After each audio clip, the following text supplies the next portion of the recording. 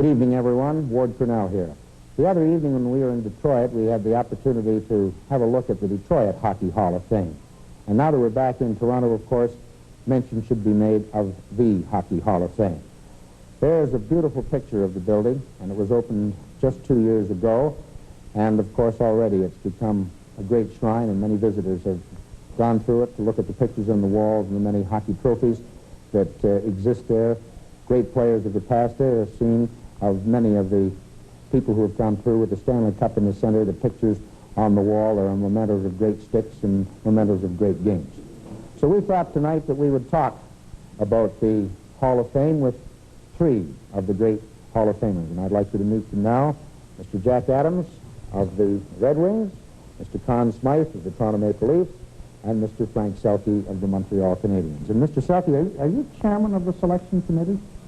Yes, I am. And today there were three new names, is that so? Yes, but you announced them? They were not selected by the selection committee. They were, the builders are selected by the Hall of Fame committee, of which Harry Price is the chairman. And the three who were selected were Leo Dandurand of Montreal, Tommy Gorman of Ottawa, and Major McLaughlin of Chicago. How come, gentlemen, so few are only elected each year? Well, Frankie can answer that, and I think Candy Connie, you've got the Constitution. Well, the idea is to make the Hall of Fame really something if you can get in there, although some of us got in, we don't know how, but nevertheless... Escape the bottom of the barrel, got it. Yeah, that's right, down deep, but to get in the Hall of Fame, if you're in there, as far as a hockey player is concerned, it should be one of the greatest honors that they can achieve in their lifetime, and so it is made hard to get. That's my understanding of it, Frank. That's right. How many Red Wings would there be in there, Jack? I'm just going to bring that up. Thanks, boy. Just going to bring that up. What's the matter with the Red Wings? There aren't any players in Red Wings in that outfit. Have we had any players through the past, Frankie? What do you got to do? We don't comb our hair right You or have what? to join the club to get in. Well, I thought you won most of the games on the bench with the referees. They put 2 or 3 referees in there, didn't they? That's right. What were the referees that in there? They put Pop and Jack in, and they were the principal factors. But what was your favorite referee was made? I didn't have any favorite. Oh, yes, you did. There was a couple you didn't pick in the leg there, Jack. Are there any dangers at all in not having some of the modern-day players in? Well, there was that objection raised, and some years ago, with the permission of the Hall of Fame committee, because we broke a rule in doing so, we did put in Sil Apps of Toronto, Maurice Richard of Montreal, we got one in there from Montreal, and Milt Schmidt of the Boston Bruins. All the rest are men who have played hockey at least 5 years of major hockey and who have been out of hockey for 5 years. Do you think that rule will remain, or will it be changed? How do you gentlemen feel? Do you think it should be changed? Well, I think in very exceptional circumstances that a modern player would be put in, and there wouldn't be any hardship on him, but that is what we want to do, make it hard to get in there, and I think that's a good rule. Yeah, I agree with Connie. I think that that gorgeous building out there, when they raised those pennants, and that thing was, when the Premier was there, the Prime Minister was there, I tell you, I had a terrific thrill. All the hockey and all I worked for the years, I felt great about it that day, and I'm one of the ones that advocated. I think that it should be something. It should be hard to get in. You have to earn and earn your way in. As Connie said, there might be exceptional cases. Suppose a fellow like Howe maybe got injured and couldn't play anymore. Well, I think the committee would put him in. But there's got to be exceptional cases. Let me answer your question about Detroit, Jack. As a matter of fact, most of your great teams were in the last 10 years, and your players are just coming up to the mark now, 5-5, and I don't know whether you'll be able to get a man in from Montreal for 2 or 3 years if Jack starts pouring in his list. Well, I'm afraid of that. I don't... We had good fellow, didn't we? He was back in that era, wasn't he? Every good fellow is eligible for election now. He doesn't want to tell you any secrets. We try to get to have the men who should be in 20-year eras, like. So we're going up to 39 now, and we'd like to get all those who belong in before we go into the next category. And obviously, There are a great many wonderful players. I'm going to mention them. Ted Kennedy of the Maple Leafs. I don't know how the Maple Leafs always get in there first, but that's the way it works.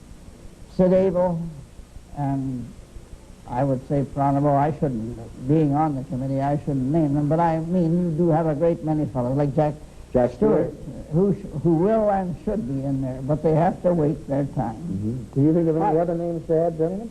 No, I think there are a lot. Johnny Mowers, there are a lot of great ones. Marty Barry, there are a lot of them. Lewis, Ori, there's been a lot of them.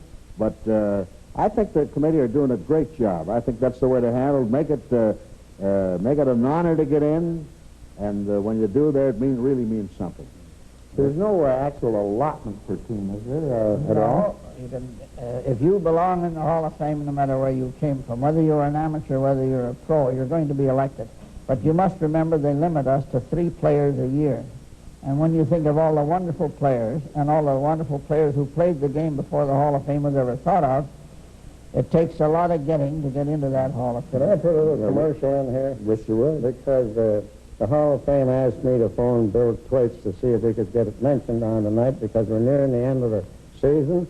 And as I use SO gas myself and have all my life, I guess I'm full of gas anyway, but what I use in the car is SO, and we hope a lot of people use SO and drive down this summer and look at our Hall of Fame because it's worth seeing. Thanks to Bill Thwaites. Well, thank you, Mr. Smythe, Mr. Adams, and Mr. Selke. Of course, and I'd read all about his situation in the Second World War and that, and I was sort of in awe of him for sure. And then I remember one summer I actually worked for C. Smythe for sand, and I didn't see Connie in there digging the sand around. In the press box, which in those days was not high above the ice the way they are now. You sat in the stands, and Conn Smythe in those days was sitting in there too. He was pretty active in those days. He had the phone right by his side, and when you played junior, a lot of they brought you down to be a standby in case somebody got hurt, and I had done that quite a few times. And I can remember a few times when the major got on the phone, and it was a direct line right to the bench,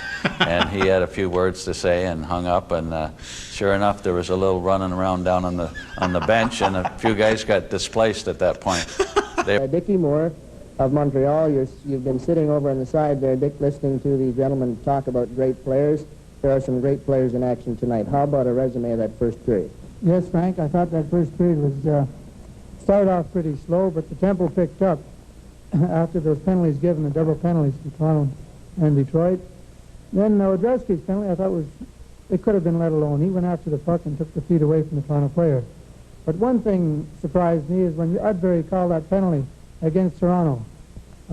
Really, maybe Toronto scored on that penalty, but I believe that the face-off should have been in the Toronto win. I think I commented on that earlier, and I couldn't see why he called that penalty. Well, Dick, you've played in these games before, and you know you get a little bit tied up. Do you think maybe that happens to a referee, too, that he can get a little bit nervous? Maybe that's why I'm still on his back, Frank. But really, he was the same way with us.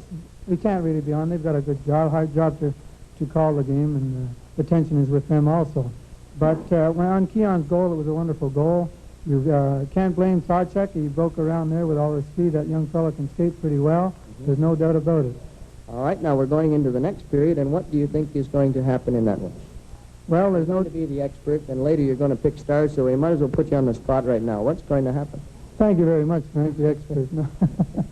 But really and truly, it's hard to say. Detroit, no doubt, have to come back for this one. All right, Dick, and we'll be back with the award.